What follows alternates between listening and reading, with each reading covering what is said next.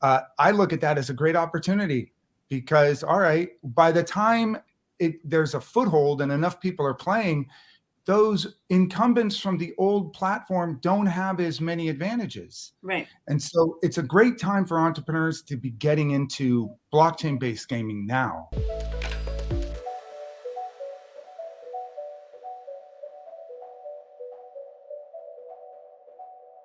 Hello everyone in the audience, and welcome back to another Tech Circus event here. We're here today to talk about what are some of the advantages of blockchain gaming over, say, that of traditional studios. Apologies about my voice. I've been chatting far too much and to too many networking events, and my voice has decided to give up on me, so apologies about that. A quick one on the right-hand side there, you've got your chat feature. Do please use it. You've got the chat, you've got the Q&A tab as well. Drop some any interesting questions you might have for our panelists tonight in the Q&A tab there. Down at the bottom, I can see some of you using it already. We've got the emojis. Everyone loves emojis. If there's something that resonates with you, of course, thumbs up, some hearts. Let's see what your opinion is on the things. Do keep in mind some of the other events that we've got coming up this in the near future.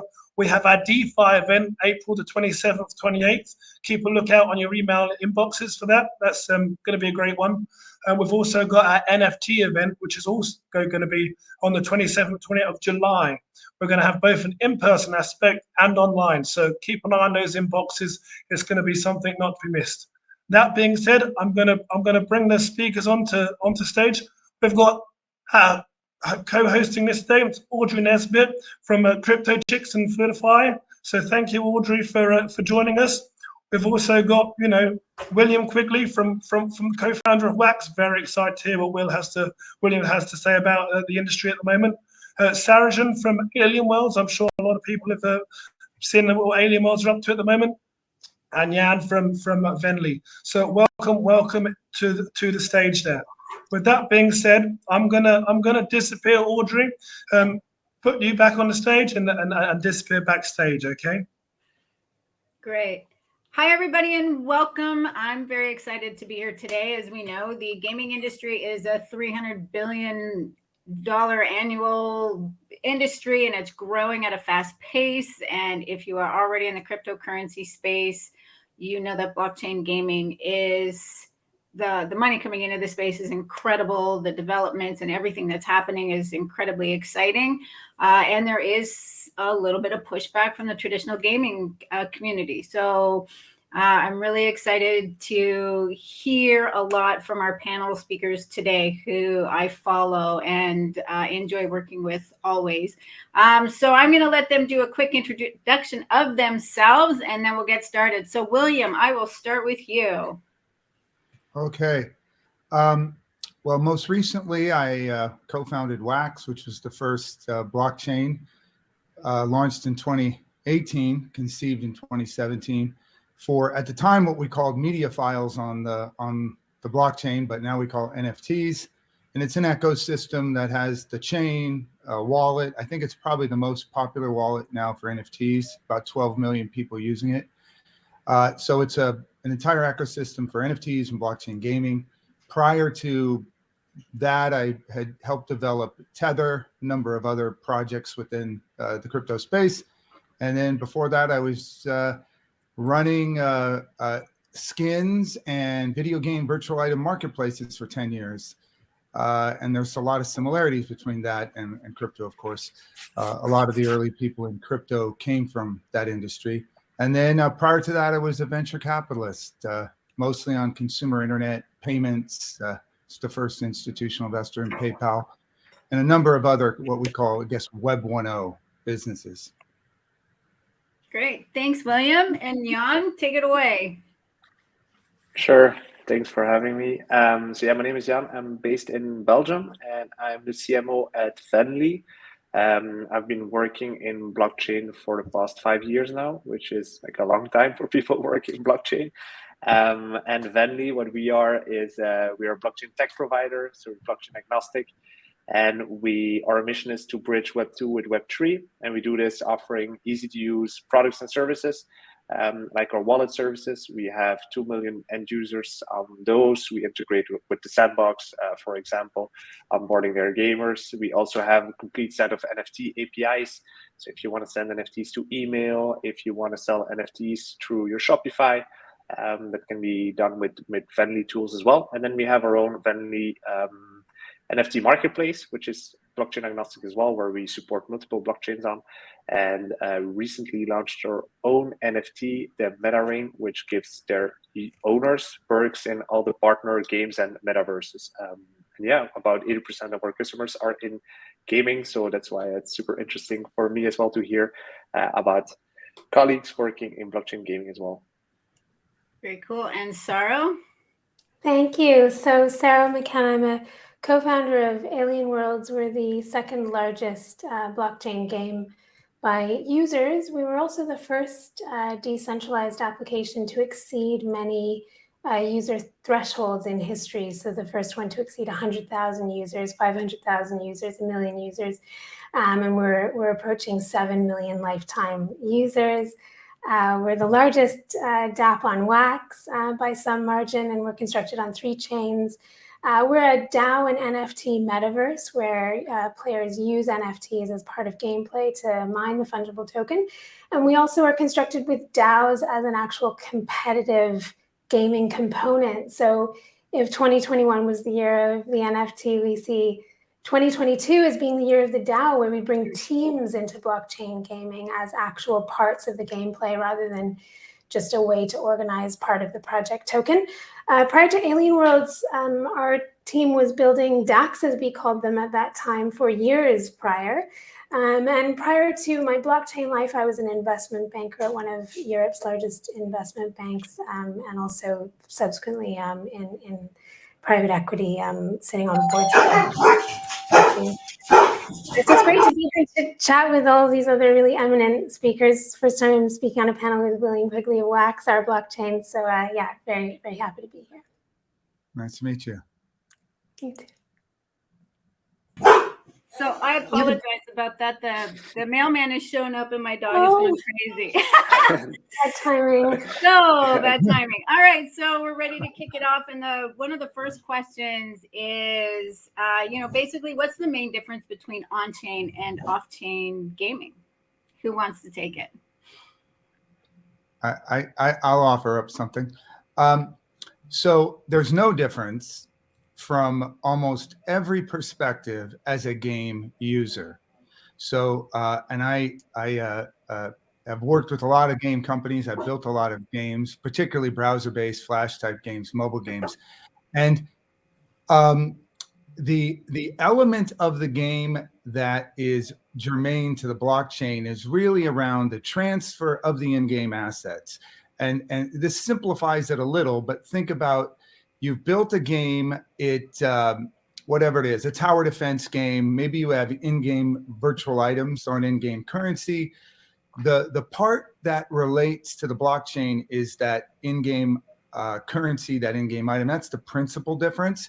Now, for anybody who buys and sells video game virtual items, did it on my old platform, Opskins or IGE, you know that the video game companies despise people being able to own their video game virtual items or to trade them for money. And so this is, on the one hand, it's a small slice of the game experience overall. On the other hand, as far as people who want to collect video game virtual items, now what we call NFTs or in-game currency, it's extraordinarily better and different. And I'm sure at some point we'll talk about what video game companies themselves think about this.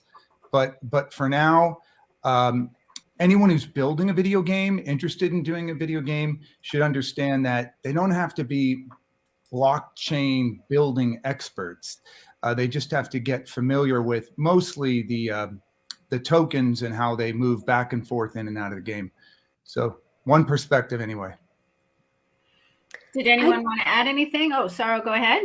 Yeah, I'd agree with that. And I think I'd take it further perhaps by saying that having the assets on chain is good. Having gaming logic and smart contracts powering the game is also good because it allows other developers than just the game founders to create functionality, run data, run services based around the game. And this is part of how a decentralized game grows, is through not just the founders, but other companies offering for-profit services and also other participants like artists and collectives and so on. And this has happened with Alien Worlds kind of to an almost surprising extent. We have, a massive community that's extremely active. And part of that is because there are other people making money by providing services into the metaverse that are possible because of our blockchain construction and the fact that you can build APIs and then other applications into our core functionality. The other thing I'd say is that, in a way, what you're asking is what's the difference between Web 2 and Web 3, in the sense that, when we make participants of a system co-owners of the system, as William was mentioning, because they own these provably, immutably theirs on-chain assets, what that does is it creates people who are incentivized to act like owners. And people who are incentivized to act like owners are essentially entrepreneurs. And so essentially you have a fleet of people who are both consumers of the game, but also producers of it. And this then creates a way of scaling and also a culture, a vibrancy and a dynamism that I think kind of traditional games would really love to be able to emulate, but they have to generate all of that energy from within. Whereas in a decentralized, community constructed system, it's all being generated together.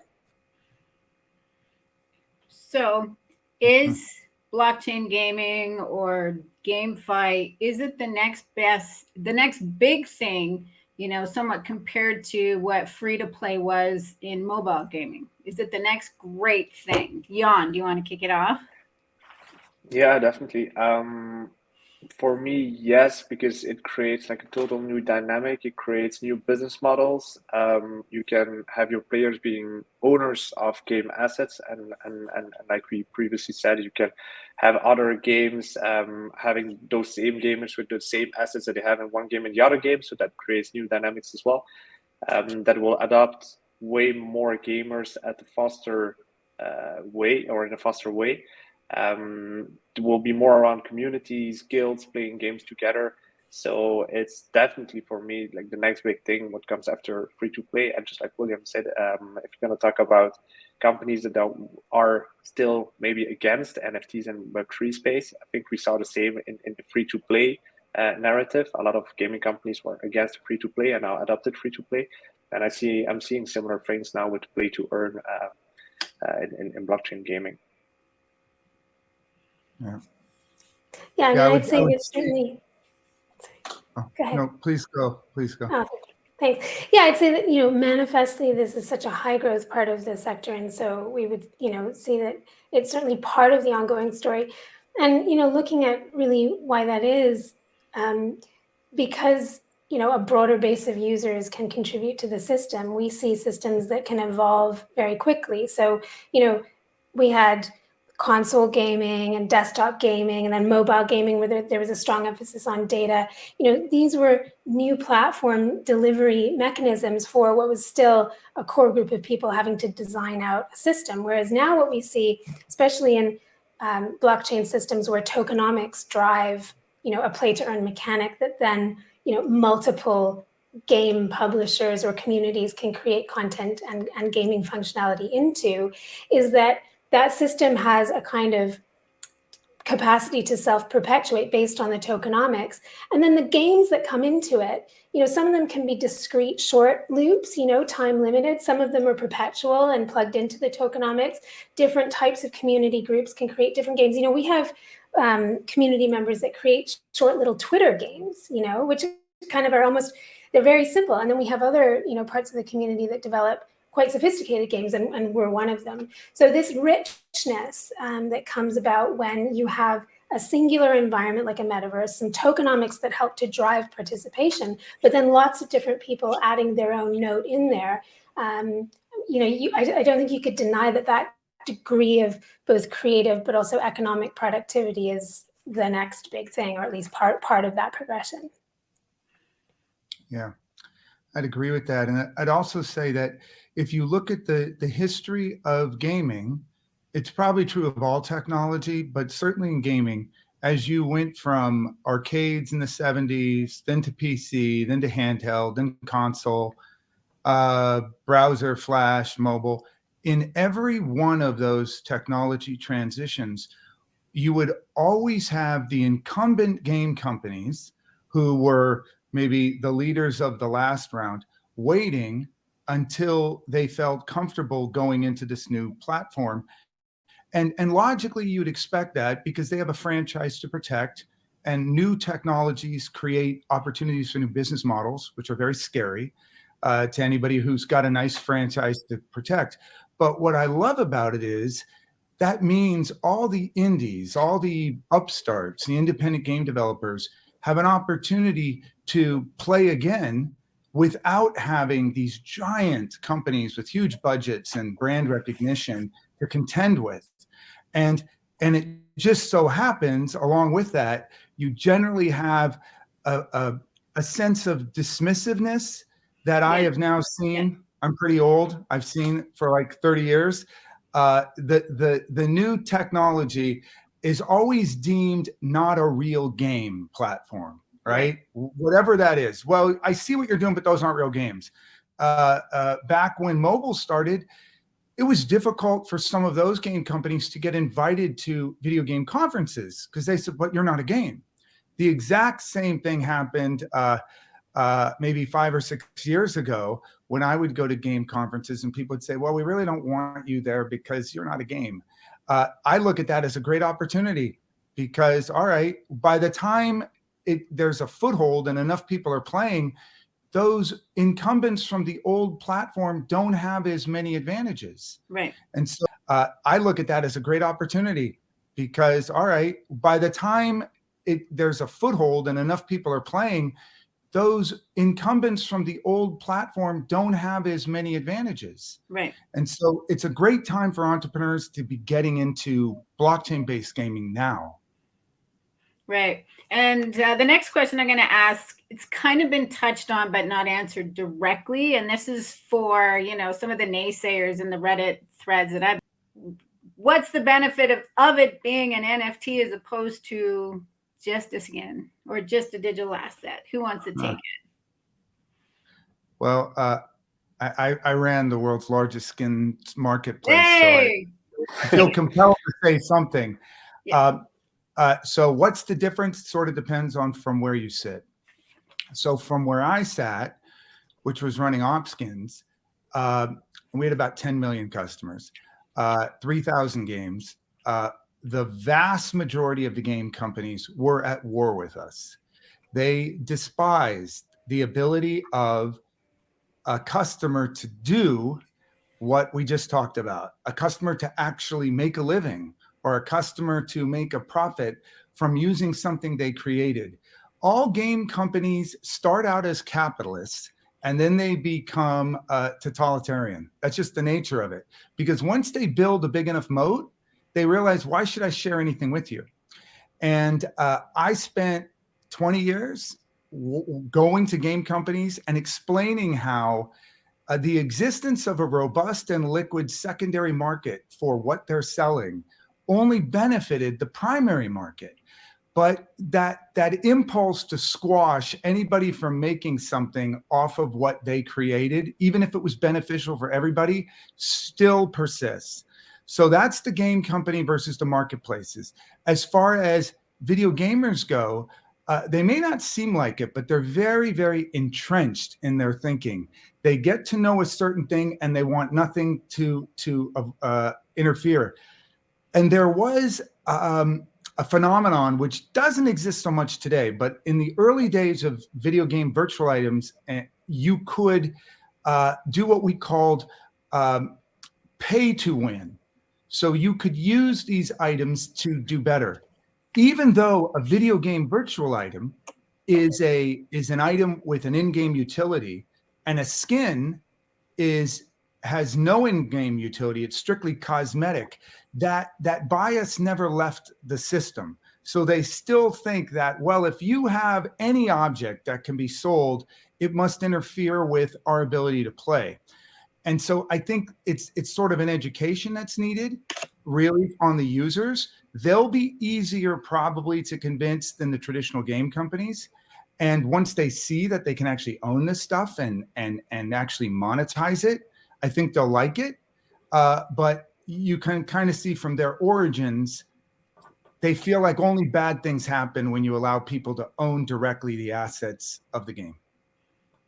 Yeah, I completely agree. And adding to this, it's like William said, it's a question of education. Because if you go back to that question of people asking, what's really the difference, or what's in it for me of having an NFT or a digital asset that is on the blockchain instead of just a skin like I'm used to having.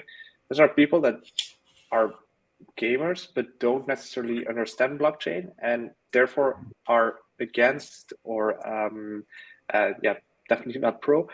And it's really about educating them. And on World of Warcraft, there are people that sell stuff on eBay and then they try to meet in World of Warcraft and then they hope that that person will hand over that asset that you just bought on eBay.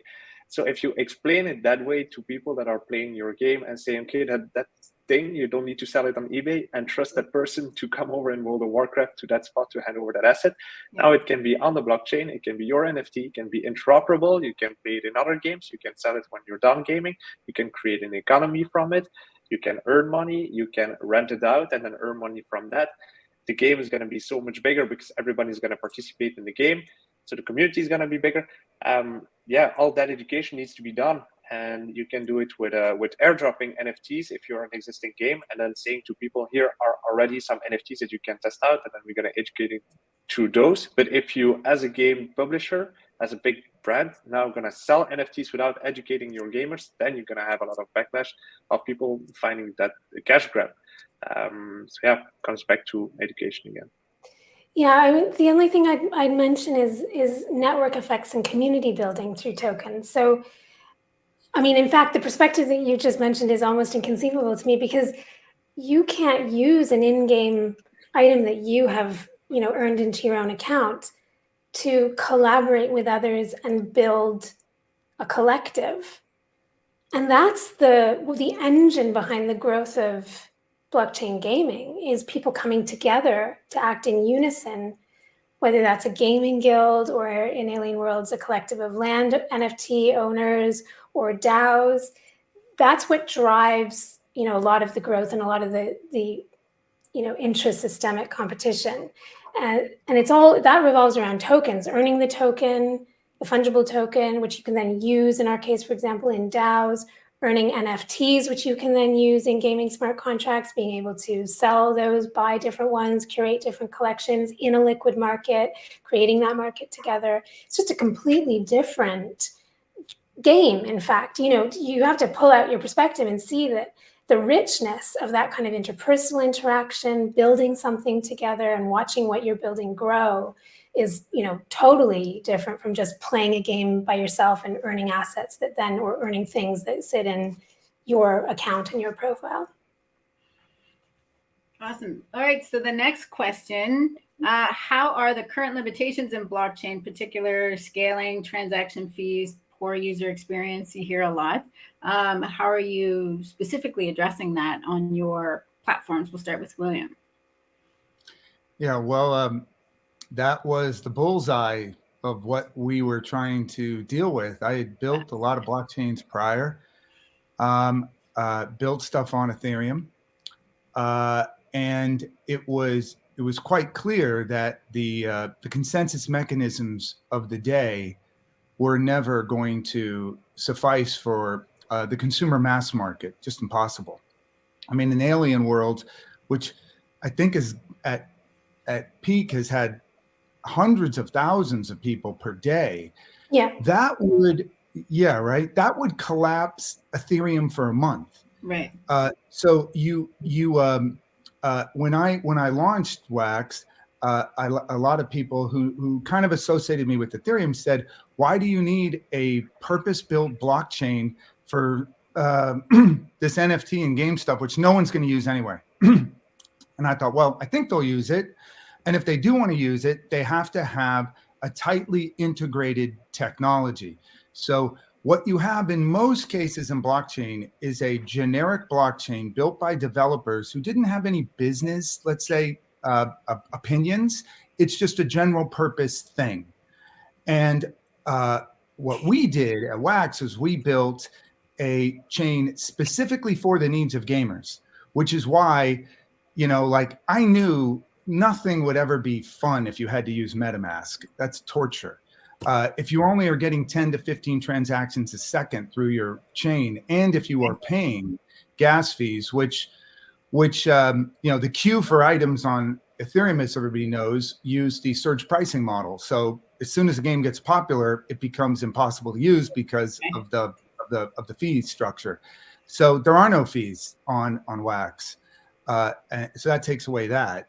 And then and the wallet was designed by me and my partners who are gamers, so it's very easy to transfer items back and forth.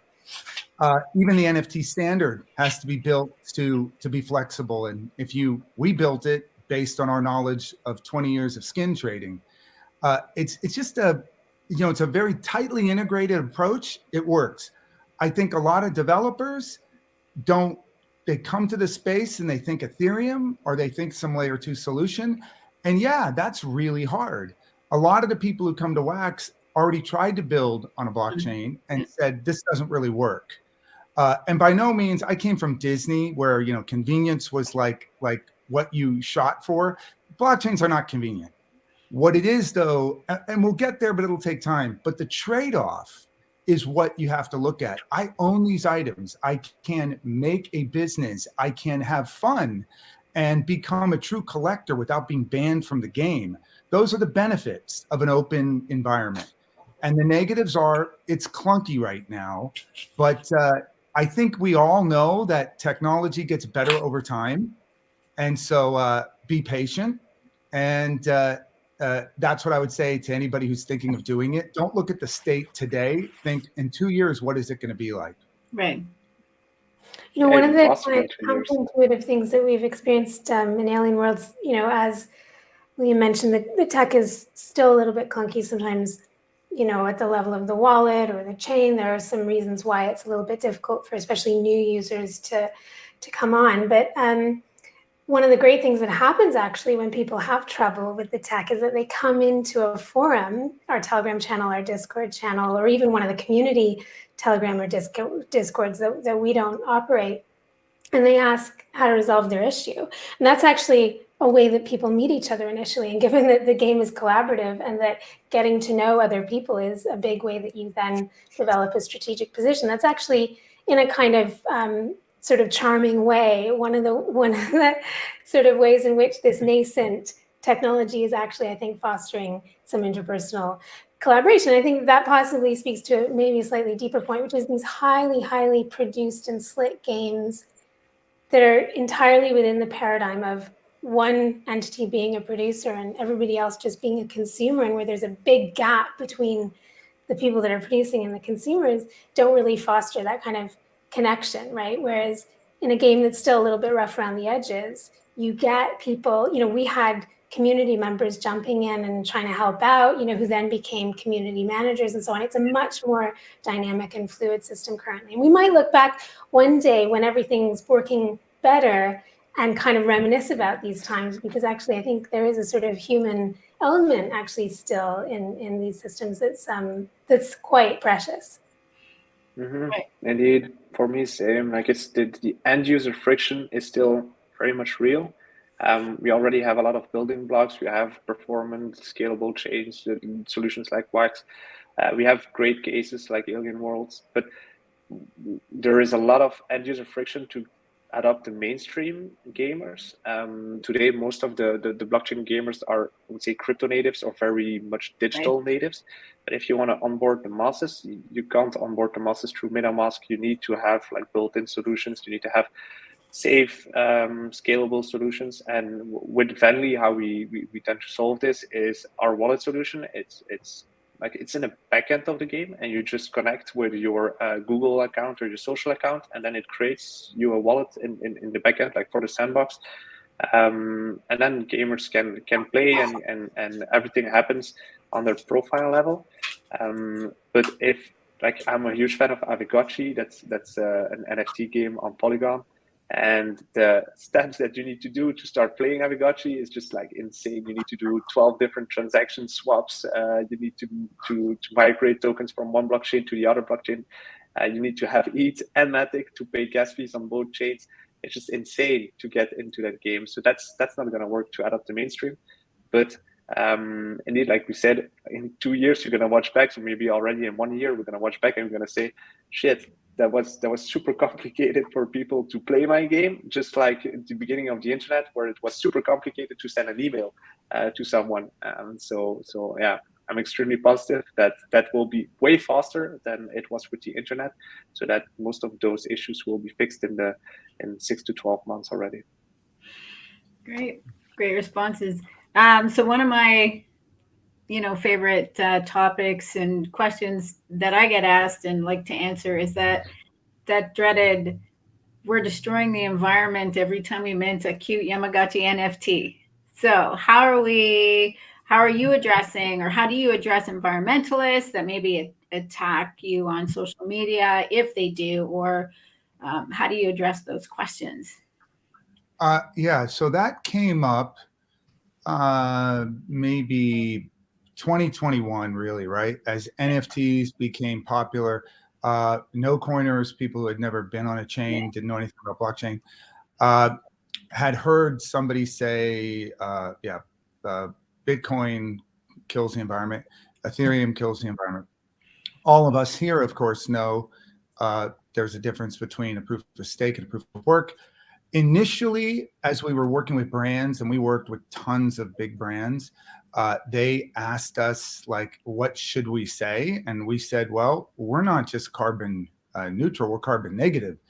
Because we also bought a plot of land in Oregon when we created Wax, and part of that was because we were miners, and we were like, wow, there is a lot of energy that's required to do stuff. But the world is shifting to proof of stake, and we literally had for several months ongoing conversations on social media, and I would say about 3 or 4 months ago, it appeared to me that conversation had made a difference. Nowadays, even mainstream media will distinguish between proof of work and proof of stake.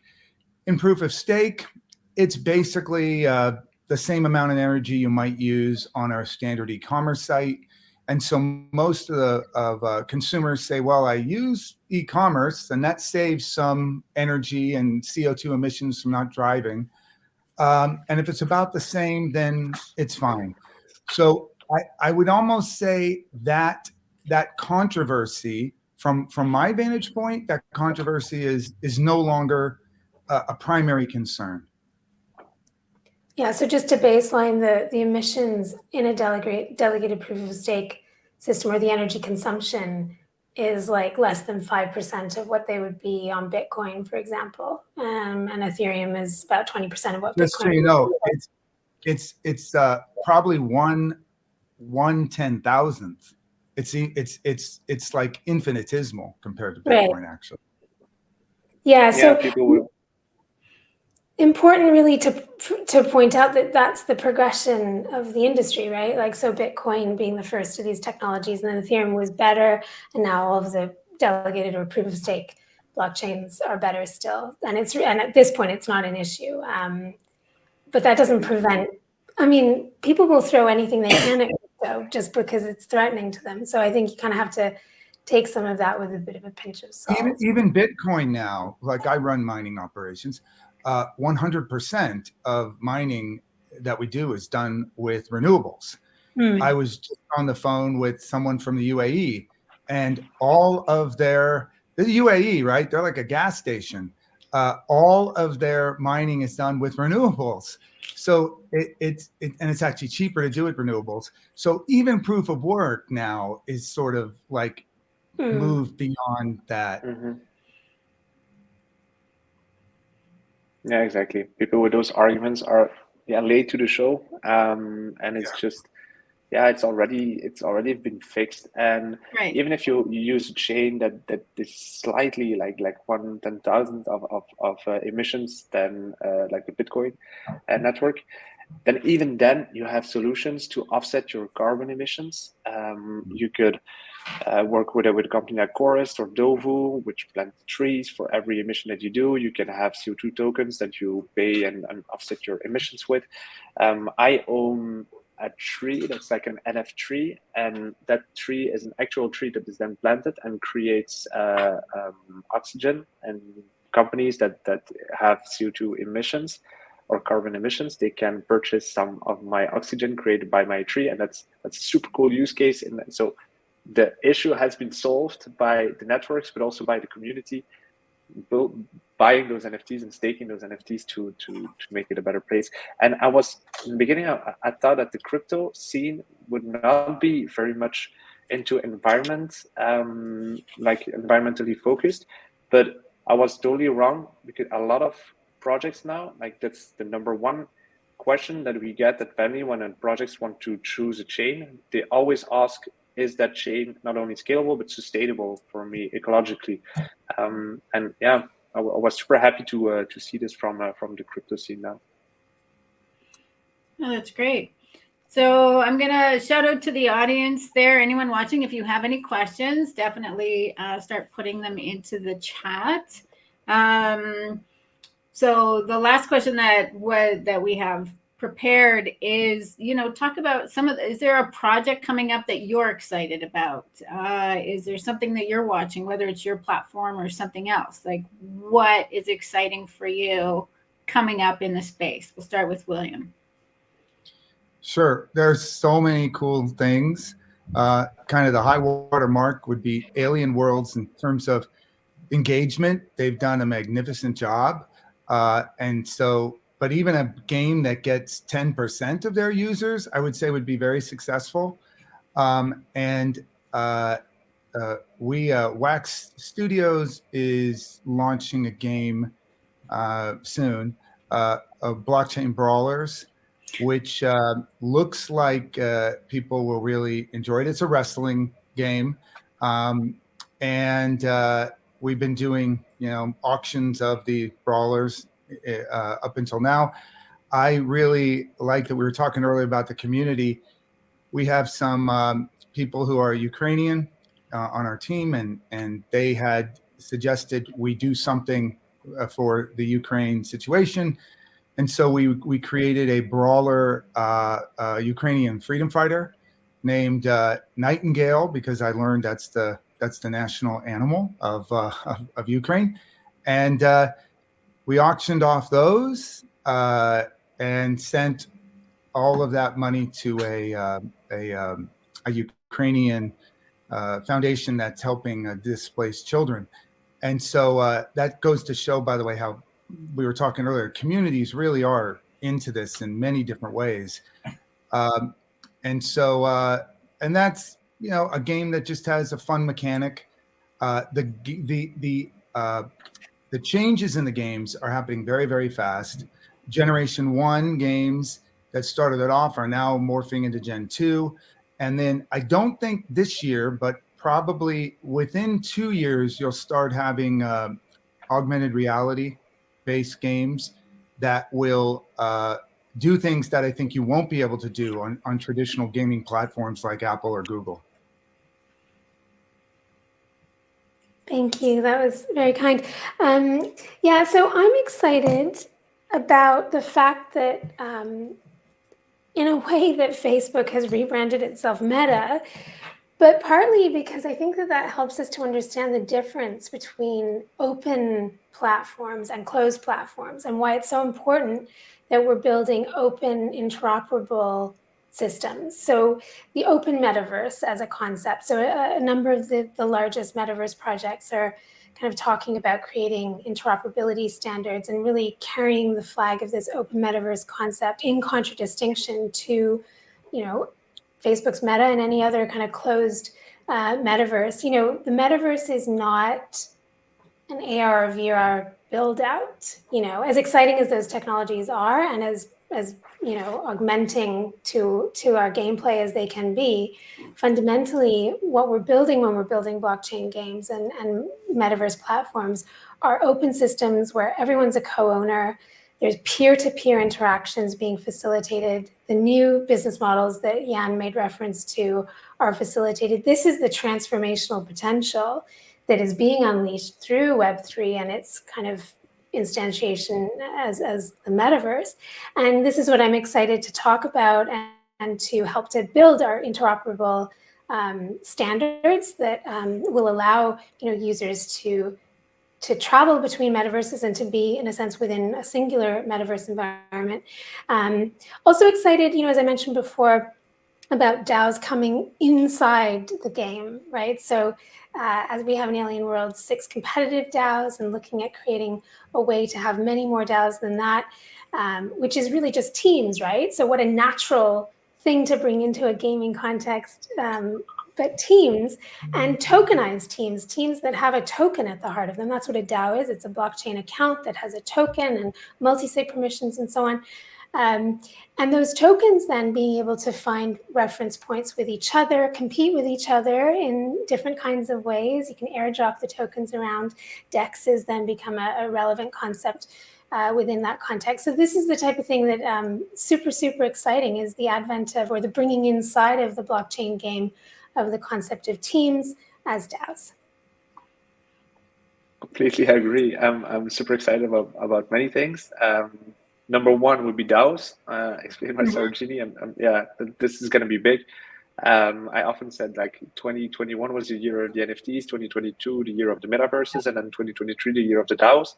I hope DAOs are going to come sooner, because yeah, it's just incredible what you can do with DAOs, not only in gaming but in many different crypto and blockchain spaces or communities. And then another thing, like the lately when Yuga Labs acquired the IP rights on the CryptoPunks and the Meebits from Larva Labs, that's for me super excited. The whole trend of CC0, where you say that people, because Yuga Labs now, they say that the owners of those Meebits and CryptoPunks are now the owners of the IP of the NFTs that they have, which changes the game again. So people now can build franchises or stuff with their IP, with their CryptoPunk and Meebit.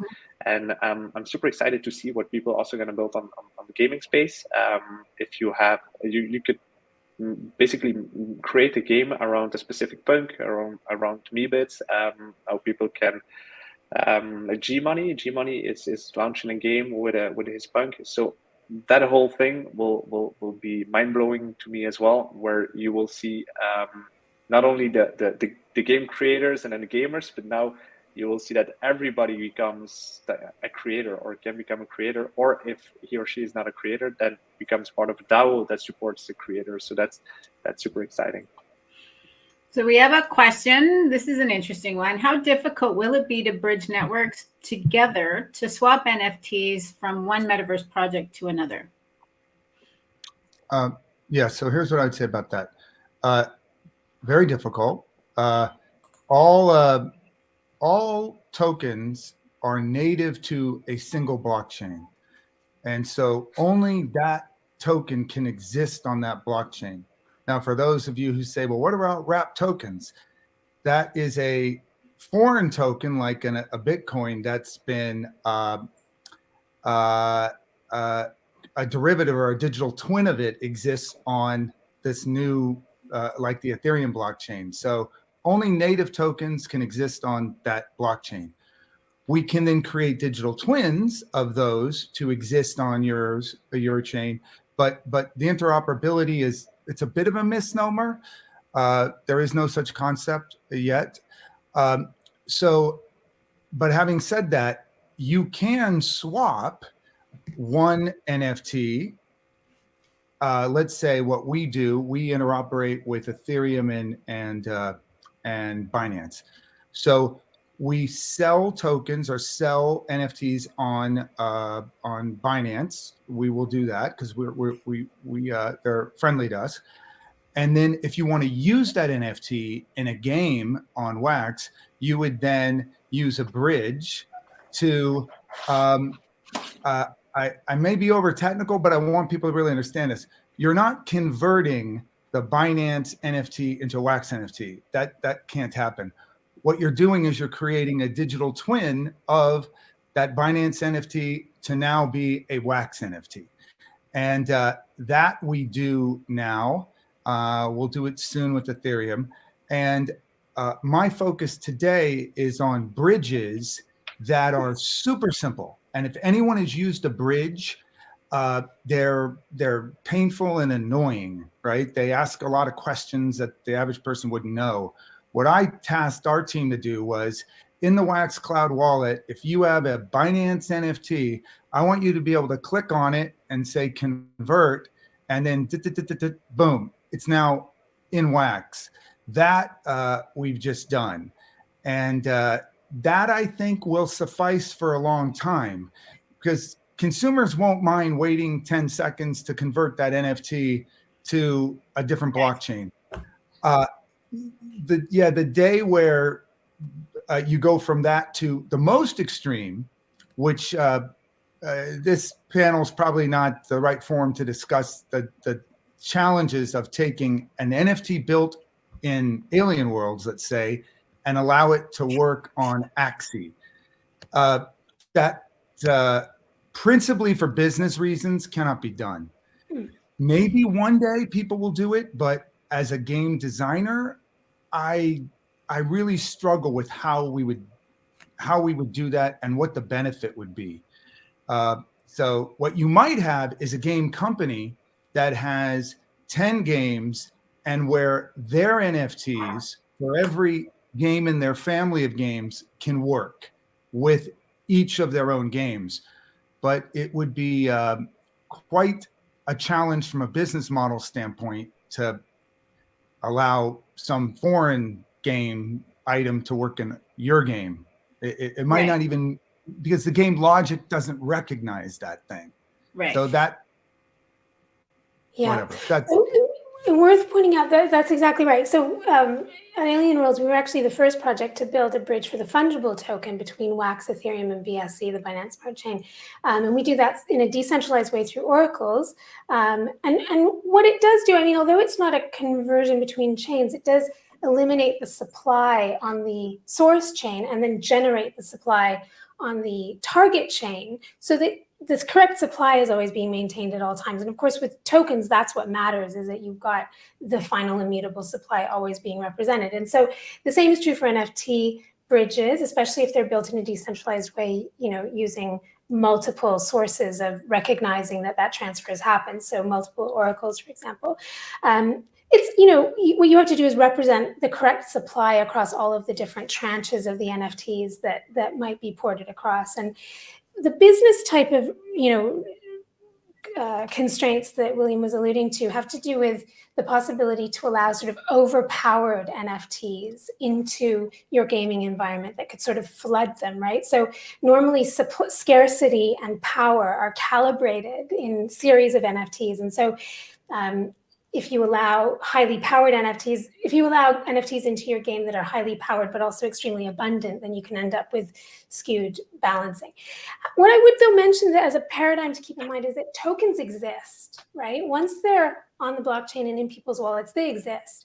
And it's actually not particularly for me as, the creator of some of the Alien World smart contracts to tell other people how they should build their games to either recognize or not recognize Alien Worlds NFTs, right? And so the same is true, conversely. And I actually like that people are, and our community is doing that. So our community has built, little pieces of logic that receive our NFTs and then generate something. And they're free to do that. And if they discover that they've built a mechanism that's a bit imbalanced, that's also part of their learning curve, So I kind of like the fact that once tokens exist, people can build smart contracts to use them. Of course, they might want to bear in mind issues of scarcity and power when they're, building those smart contracts to read those games and those NFTs.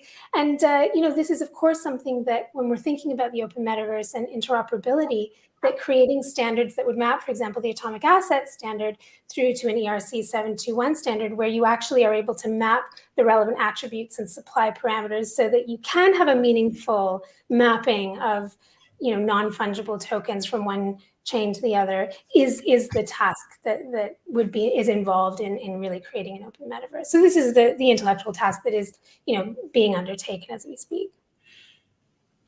Very cool. Another question that's come in is, and it's about the bridging. So what happens to the bridge digital twin? Does that then mean there are two of the same item, but on two different networks? No, so that's the point. Yeah, the original item is locked, okay? So it's frozen. The digital twin exists. If you want to swap back over, different projects do it different way. One is you burn the twin, and then you recover the original item that was locked. That's one way, simple way to do it. There's different ways, but I saw somebody ask a question, but you burn the original? I don't know anyone who does that. It's just frozen so that the active supply, the active unfrozen supply never changes from what it appropriately should be. Great. Okay, so then another question that's come in is, can you recommend, or what would you recommend as the top play to earn games? Maybe everybody can just say if they have a favorite or what have you. Starting with Jan, do you have any favorite play to earn games? Yeah, I do. Not that I play so much, but I do have some favorites. For me, it will be previously mentioned Avigotchi, a good one because you have a lot of layers, so that's really, I would say, more for crypto natives. Axie Infinity is an interesting one because a lot of games are copied on the models of Axie Infinity. It has a great economy. And then one that I'm very much looking forward to is the Sandbox, as a metaverse where creators can build their own things on their pieces of land, but also where you can play a lot of mini games or where you can have experiences, educational experiences and things like this. And then of course, Alien Worlds. Yes, Alien World is coming up a lot in the chat, so you're getting lots of shout outs there. Okay, Sarah, what free to play? Yes, Alien Worlds. So play to earn. Sorry. I won't say I own my own game. That would be extremely gauche of me. No, I mean, there's so many. I mean, in a way, right now in the space, every successful game has something that's really interesting and you can take away from it. So I look at, for example, Decentraland as an example of a mature, decentralized system that has really achieved that kind of what you want to achieve as a blockchain game, which is lots of different participants genuinely adding value from a development perspective, community perspective, and so on. So I think that a lot to learn from that project. Contains play to earn components, especially within certain of their districts. I mean, Axie, obviously, just such a successful model. And one of the things that I look to for Axie is the fact that their community trailblazed a lot of functionality that they then actually formally built into the game. Like the guilds actually was something that initially just started because their prices were so high, and then they began to build that in. And that's something that we also look to in Alien Worlds. When we see the green shoots of stuff that's happening, we think, well, we should probably facilitate that in some way. Sandbox has been mentioned, great game. Also Upland's an interesting game. It's on a blockchain that makes things a little bit more difficult for them. And they're also located in a country that's, from a regulatory perspective, a little bit harder. But I respect all of these Yield Guild games. Really interesting kind of adjunct to other play to earn games. Yeah, I think right now I can certainly speak from my own perspective that none of us particularly feel competitive with each other. There's so much growth happening in the space, and we're learning from each other. It's really lovely to chat to the other founders and to see what their communities are doing. And yeah, it's a really brilliant time to be part of this space. I agree. William? I'd prefer to stay neutral. Okay. One final question came in. Earth 2 will be, how do you feel where Earth 2 is in this in regards to play to earn? Anyone want to make comments about Earth 2? I'm not familiar with it. Okay, Nikki? I've heard of Earth too, not all positive. But anyways, Nikki. There you go. Welcome back, Nikki Taylor, our host. I'm back. I may be lying. I may have heard of Earth too. For the people in the audience, they know I'm just messing with them as well. Have a bit of a play there. So I just want to say a big thank you to you guys for coming and spending some time with us here today. Audrey, William, Jan, and Sarojini, thanks ever so much for joining us. A great conversation. There's some really insightful points. So a huge thanks. In the audience, just a quick reminder, you will be able to see this content as well. It'll be uploaded to the YouTube channel. So if you've got friends that think might find it useful, remember to share it out to them as well post-event. I'm sure there'll be some Medium posts going out through the Tech Circus channels regarding what we went over in the event here. So with that being said, I want to wish you a good morning, good afternoon, and good night, depending on where you are in the world. And have a great day. The rest of the day, everyone. So ciao for now. Cheers. Thanks, Bye-bye, everyone. everybody. Ciao. Thanks, Nikki.